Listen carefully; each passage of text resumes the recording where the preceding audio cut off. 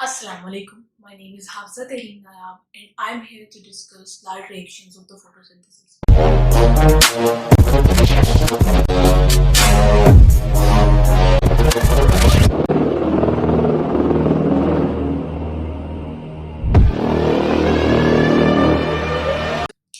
Since childhood, we have thought that photosynthesis is a simple process in which the plants take carbon dioxide from the air, water from the soil, and light from the sun, mix it together and prepare its own food. And as a byproduct, it releases oxygen. However, photosynthesis is it's not that simple. It consists of basically two phases. One are the light reactions, and second is the dark reactions. In light reaction, they take place during the day, of course, in the presence of light. While in dark reactions, they take place during the night when no direct sunlight is present. Light reaction actually tells us that how the sunlight energy is converted into the chemical energy, which is then utilized by the plant to make its food. How the light energy is absorbed in leaf, there are chlorophyll present, as you know that.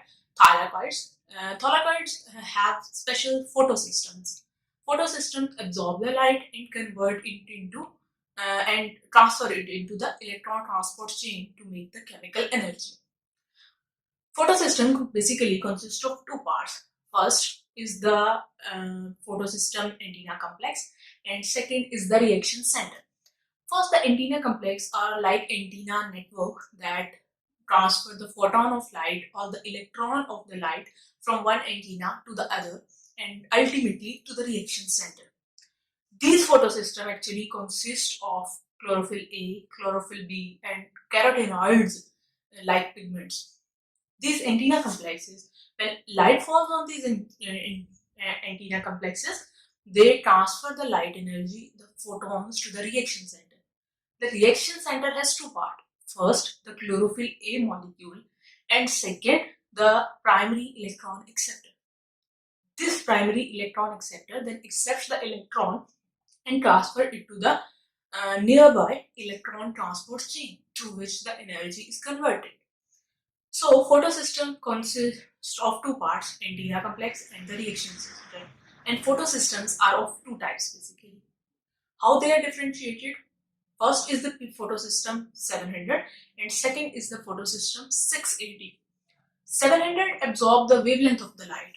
Wavelength of the light 700 nanometer is absorbed best by the photosystems containing the P700 molecules.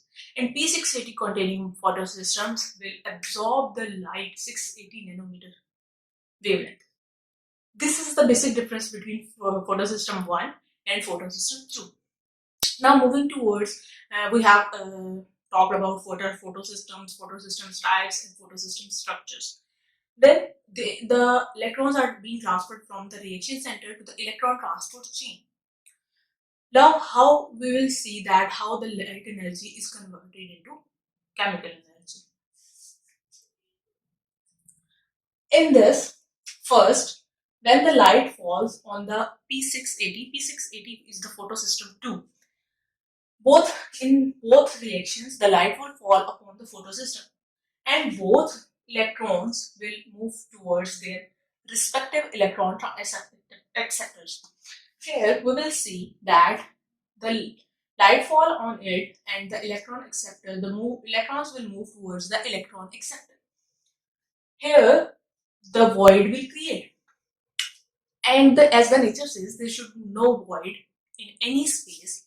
So here the water molecule absorbed by the plant from the soil will utilize itself. It will split by an enzyme into the protons and oxygen atom. This oxygen atom will combine with another oxygen atom to form the oxygen molecule. This is the oxygen which is released as a byproduct by the plants. So here is the important answer to a question that why plants release oxygen during the day but not at the night, because this step is taking place during the day in the light reactions. This is the reason why oxygen is being liberated. Now from there the electrons will move to photosystems, the electron will move to the reaction center in the electron acceptor. The electron acceptor will transfer this to this electron transport chain.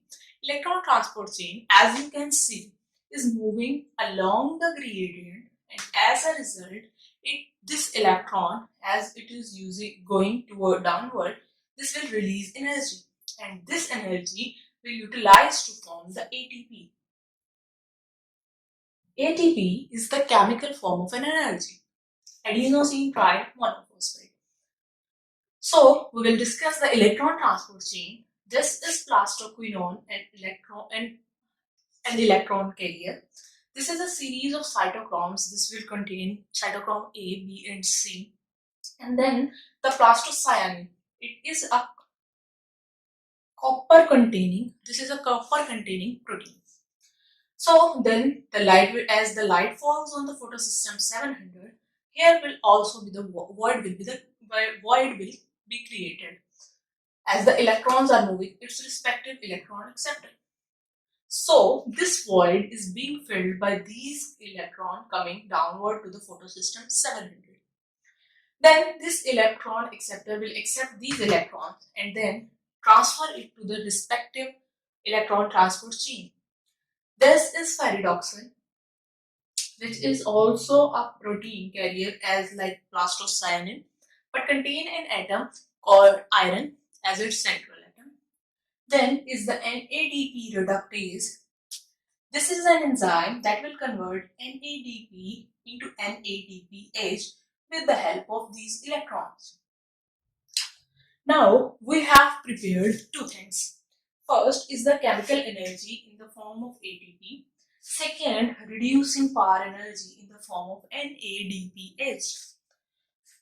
This chemical energy and this reducing energy molecule will help the dark reactions will help the plants to convert the carbon dioxide taken from the air into the carbohydrates during the night in dark reactions. Okay, this is as you can see, this is a Z-like structure, Z-like graph. So it is also called as Z scheme. This is called non-cyclic phosphorylation. Phosphorylation being conversion of energy or on formation of ATP. This is called non-cyclic phosphorylation. As there is non-cyclic, there should be a cyclic phosphorylation. Due to some difference, the ATP is less and NADP will be increased in the cell. If this situation arises, then the plant converts its phosphorylation into cyclic phosphorylation, in which what happens? The electrons from the pyridoxine will move towards the cytochrome. Now this formation will take place, and as a result, this enzyme, this NADPH will not be formed, but ATP will be formed.